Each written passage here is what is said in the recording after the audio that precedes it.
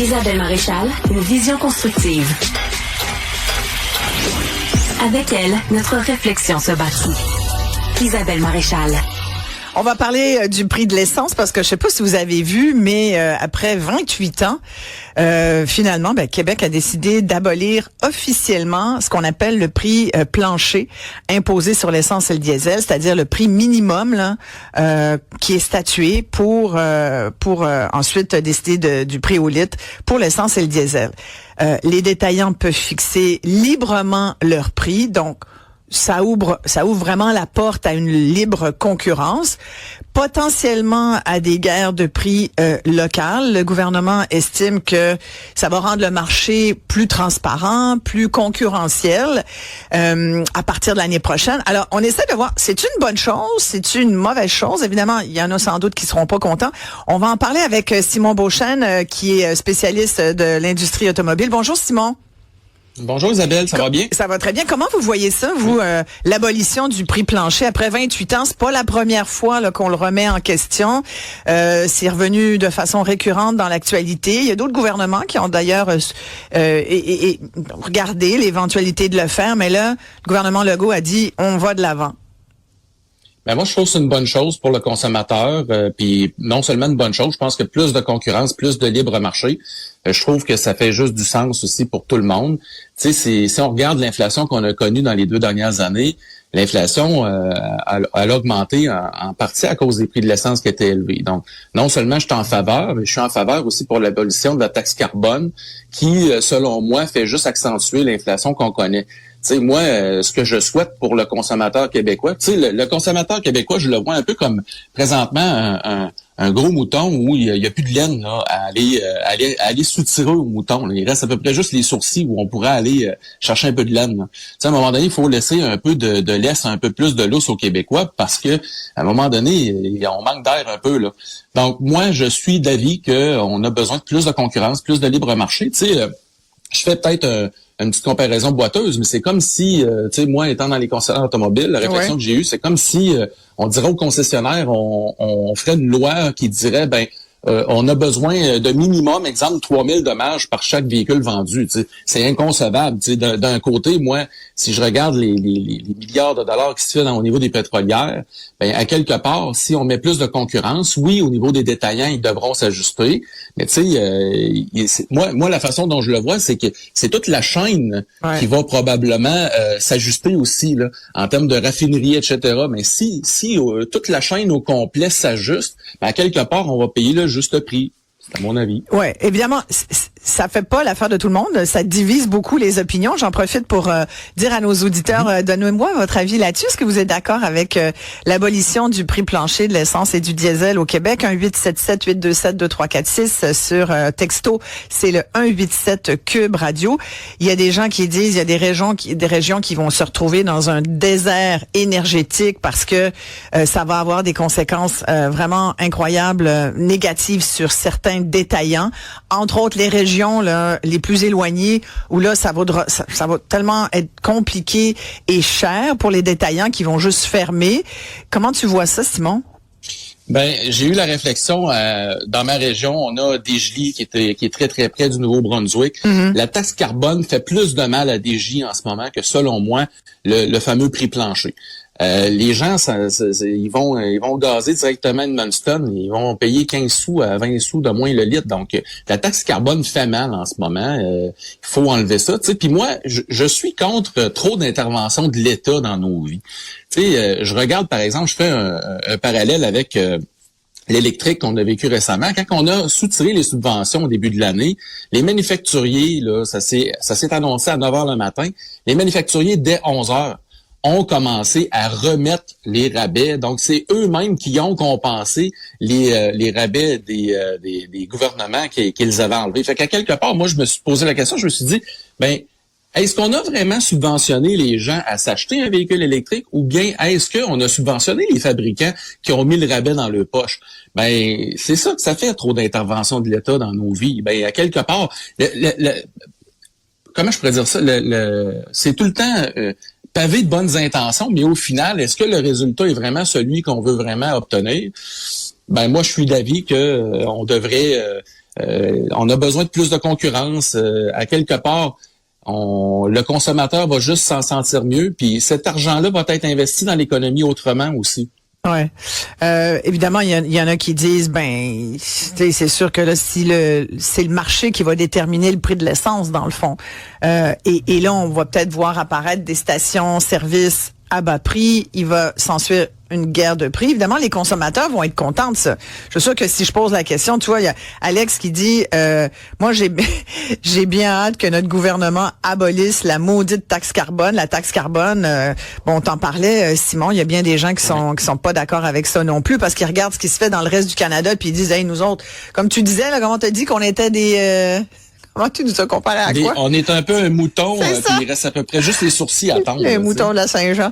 Fait que là, il y a Patrick qui dit, justement, il est à Saint-Jean-Baptiste, il dit, dans le secteur Saint-Luc, l'essence vendue par un indépendant, le groupe Maurice, est toujours 10 à 12 cents plus bas que Montréal.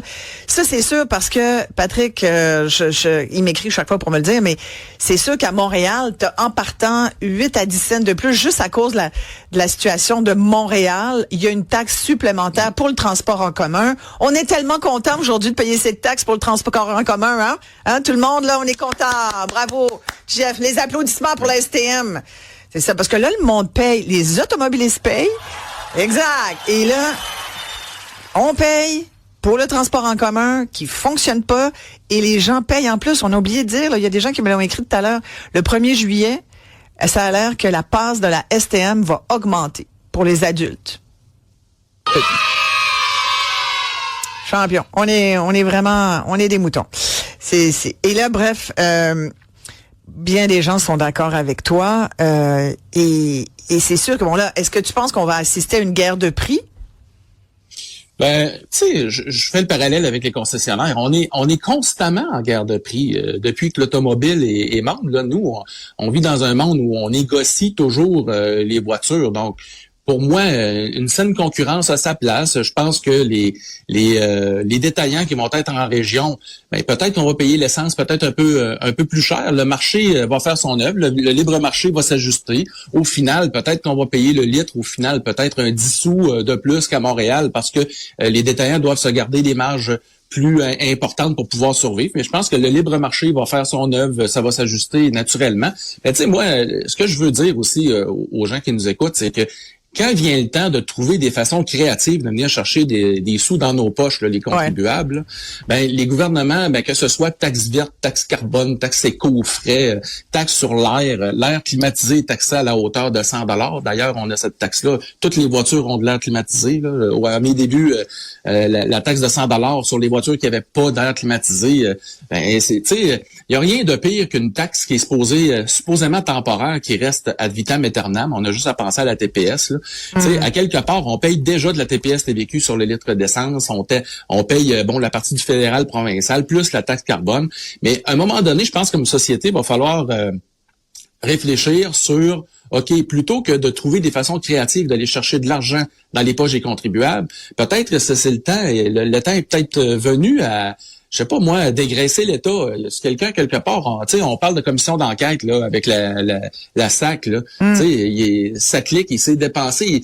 Combien d'argent là-dedans en fonds publics c'est dilapidé dans des projets qui ont juste pas d'allure au niveau du prix. C'est dans tout là. À un moment donné, trop d'intervention de l'État vient que ça fait quoi? Ça fait du capitalisme de connivence. Puis ça fait ce que ça donne. Au final, quand on pose un lampadaire à Longueuil, là, je sais pas c'est rendu combien. À un moment donné, il y a de l'abus partout.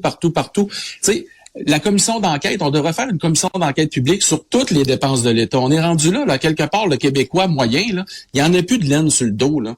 Il va falloir aller chercher, aller ventiler nos dépenses, puis comme société, faire un choix à savoir, y a-t-il des dépenses à quelque part qu'on peut abroger, qu'on arrête à quelque part? Le Québécois, il y en a plus de souffle. Je donne un exemple cette semaine. J'ai eu quelqu'un qui magasine une voiture, le monsieur a 84 ans, et il cherche une voiture à moins de 300 $ par mois. Ça n'existe plus. Ouais. La voiture que j'ai trouvée pour lui, c'est au minimum 400 $ par mois dans l'occasion. Il faut que je lui finance 6 ans. Il a 84 ans, Isabelle. On est rendu là comme consommateur. Fait qu'à quelque part, on a des questions à se poser que là, c'est pas l'État doit pas chercher des façons créatives d'aller chercher des revenus et des taxes supplémentaires dans nos poches, on est à se poser la question, où est-ce qu'on peut couper? Quelles sont les dépenses inutiles qu'on pourrait enlever pour soulager le Québécois moyen, puis investir dans nos infrastructures régaliennes, comme les hôpitaux, à quelque part, ça tombe en ruine. Moi, d'après moi, on a une prise de conscience à faire collectivement pour aller enlever les dépenses qui n'ont pas de bon sens, puis aller investir là où on a besoin. En tout cas, quand tu parles de taxe carbone, je peux te dire que ça fait beaucoup réagir les gens. Là, il y a un autre auditeur qui me dit pourquoi les Québécois doivent toujours payer plus cher. Pourquoi on a encore, nous, à payer la taxe carbone au Québec et pas au Canada? C'est vraiment, je pense que il faut quand même le dire, Mike Carney, il a un peu foutu le feu dans le baril d'essence, là, parce que, en tout cas, je trouve que ça envenime un peu les conversations entre nous et le reste du Canada, parce qu'on regarde ce que les autres Canadiens ont comme retour sur leur taxe carbone, financé en partie d'ailleurs avec de l'argent des contribuables québécois qui, eux, ne touchent pas à ça. Fait que c'est vraiment, tu sais, l'art de foutre le bordel, merci beaucoup. Mais en même temps, tu sais, à la décharge de tout ça, c'est quand même dommage que tout le discours passe là-dessus et non pas sur le fait que c'est quand même important d'avoir cette contribution. Je trouve que c'est mal nommé. Tu sais, moi, je disais, au lieu de l'appeler taxe, parce qu'on aille bien ça, payer des taxes, on devrait dire une prime pour les changements climatiques qu'on vit. Là, regarde le temps qu'on a, les feux. En ce moment, on était le smog en fin de semaine parce que ça brûle dans les prairies. Des épisodes comme ça, on va en avoir plus fréquemment. Donc, tu sais, il y a quand même cette situation-là. On peut se mettre la tête dans le sable bitumineux, mais il en reste pas moins que on va l'avoir, cet enjeu-là. Et plus tôt que tard, malheureusement, là, tu sais, moi, je trouve qu'on pèlte beaucoup dans la cour de nos enfants, là. Tu sais, on dépense sans bon sens 9 milliards pour tu sais, je comprends que Donald Trump nous a mis un ultimatum. Si on n'investit pas notre juste part dans l'OTAN en armement, il va couper, il va arrêter d'être un bon partenaire commercial, mais quand même, là, tu sais, on peut pas faire sur le bord de la table, vite de même, ce qu'on n'a pas fait en 25 ans. Il y a comme quelque chose là-dedans. C'est dommage parce qu'on essaie de l'expliquer, mais comme on n'a jamais le temps, puis les gens, ils regardent ça, ils regardent ce qu'il leur reste dans le fond de leur poche. Fait que je te comprends, Simon, t'as raison aussi, tu sais. Et puis, tu sais, si on prend juste l'impression monétaire qui s'est fait... tu sais, au niveau de la pandémie, on a imprimé de l'argent dans les arbres. Tu sais, moi. Oui, mais qu'est-ce que tu voulais faire d'autre? Qu'est-ce que tu voulais faire? Non, je comprends que les gouvernements n'avaient pas le choix parce qu'on voulait pas gérer une crise financière en même temps que la gestion de la pandémie. Mais reste que on a endetté les générations futures là. Mais Nordvolt, là, ouais. On n'en parle pas assez à mon avis. Garde, là. J'espère qu'on va pas lâcher le morceau sur ce qui se passe à SACLIC, parce que là aussi, là, tu dis 1 demi-milliard ici, 1 demi-milliard là, 1 milliard. Là, t'es rendu, tu comprends les milliards, là. Tu parles à des gens qui font toujours de plus gros salaires de gestionnaires. Je parlais à la présidente de la STM tout à l'heure, 474 000 $. Moi, il va falloir que tu me l'expliques comment elle peut justifier ce salaire-là. Personnellement, je serais gênée. Mais tu sais, quand tu regardes la caisse de dépôt, idem. Fait que là, puis là, t'as du monde, des travailleurs. Ils sont pas plus fous. Un fou dans une poche, mais eux aussi vont vouloir en avoir plus, tu comprends? Tout le monde veut veut que son salaire suive l'inflation galopante qu'on a connue au cours des dernières années. Je veux dire, tout le monde a raison, tu comprends, d'une certaine façon, sauf ceux qui abusent. Moi, ceux-là, je trouve que t'as pas raison. Si t'abuses, t'as pas raison. Oui, puis si on prend le taux d'inflation qu'on veut bien nous laisser croire de 2%, mais ressenti, c'est plus dans les alentours de 4%. Là, parce que je regarde le prix des voitures qui augmente à chaque année, c'est 4% vraiment. Donc, c'est comme si les chiffres sont un peu tronqués pour laisser croire que l'inflation est vraiment à 2% pour ne pas augmenter trop les salaires. Mais en réalité... tu sais, on a eu une désinflation parce que le rythme des prix augmente moins rapidement qu'il ne montait, mais en réalité, il n'y a rien qu'à baisser. Tu sais, un camion, avant la pandémie, se vendait en moyenne à peu près 46 000. Ben, vous voulez vous acheter un camion aujourd'hui équipé à peu près de la même façon? On frise le 78, 82, 84 là, pour un camion quand même très équipé. Donc, tu sais, un véhicule en bas de 40 000 un VUS... c'est très, très rare, tu sais, puis je reviens à mon électrique. Ben, l'électrique, on en parlait avec Antoine Joubert vendredi. Écoute, l'électrique, il est encore pas abordable pour tous, c'est bien de valeur, mais c'est ça la réalité, là. Hein? En Hey, j'ai plein un ça, auditeur puis- qui me dit, puis je veux t'amener, je veux te poser la question, parce que c'est une hypothèse intéressante. Il dit, pour moi, le gouvernement a enlevé le prix plancher du gaz pour sûrement contourner la question de l'abolition de la taxe carbone. Il pense sûrement que ça va passer comme du beurre dans la poêle en se disant que le petit peuple va se dire qu'il est gentil, qu'il enlève le prix plancher et qu'on chialera plus sur la taxe carbone. C'est intéressant, je trouve. Comme C'est excellent. J'ai eu la même réflexion ce matin en arrivant parce que j'ai pris la même exemple que je te donne tantôt avec la station d'essence à Desjolies. Ouais. Mais en réalité, les deux stations d'essence à Desjolies, eux, ils vont garder la marge qu'il faut pour être rentables, mais la taxe carbone fait beaucoup plus mal parce que les gens se déplacent pour aller à Edmundston. Alors, c'est un problème. Je pense que la taxe carbone, c'est un peu ça. J'ai l'impression que oui, c'est excellent ce que l'auditeur dit. C'est comme si on nous donne un petit bonbon ici en nous disant, ben regardez pas à côté à droite, c'est là que les choses se passent réellement. J'ai eu cette réflexion-là ce matin. Ouais. Puis je reviens juste à l'électrique. Tu sais, Ouais. quand je dis qu'il y a eu du gaspillage, moi je le vois comme un gaspillage de fonds publics. Là, le gouvernement du Québec revient avec 4 000. Le fédéral parle de remettre encore le 5 000 $ au niveau des subventions dans l'électrique. Mais en réalité, tu sais, cet argent-là, c'est tout le monde qui paye ça. Puis on subventionne des gens qui présentement ont le moyen de s'acheter un véhicule à 54 000 $. Moi, je suis d'accord avec toi. C'est la réalité, là. Ouais. Tu sais, puis à quelque part, si on met cet argent-là, puis tu sais, je donne un exemple en début d'année, quand on a enlevé les subventions, là, les gens étaient tout mêlés, bon, y avait-tu des subventions ou pas? Les gens arrivaient puis ils me disaient, il y a pas eu un rabais qui est revenu. Puis là, je leur disais, oui, on a le rabais du gouvernement du Québec qui est revenu. Puis là, je leur disais 4 000. Ils plissaient les yeux comme un peu, tu donnes à un enfant un citron pour la première fois, pareil comme si 4 000 c'est pas assez. Fait que le 4 000 change pas l'aiguille en ce moment. C'est pas 4 000 $ qui va faire qu'un client rentre dans la salle de montre un matin, là, qui va me dire, écoute, moi, là, parce qu'il y a un rabais de 4 000 $ de subvention du gouvernement, je t'achète un véhicule électrique. Pas du tout. C'est pas le cas. C'est pas la réalité de ce qu'on vit en ce moment. Donc, quand je dis qu'il y a trop d'autres d'interventions de l'État, c'est ça. Tu sais, prenons cet argent-là, faisons autre chose avec plutôt. Tu sais, on parlait justement, il manque de bornes partout. C'est ça qu'on nous dit que l'adoption des véhicules électriques, il n'y a pas assez de bornes. Mais investissez l'argent du fonds vert ailleurs. Là. Mettez plus de bornes accessibles au public.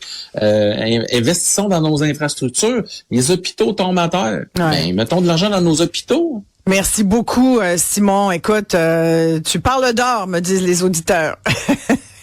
On va voir ce que ça va donner, l'abolition du prix plancher. Écoute, merci beaucoup. Simon Beauchesne, donc directeur d'événements automobiles.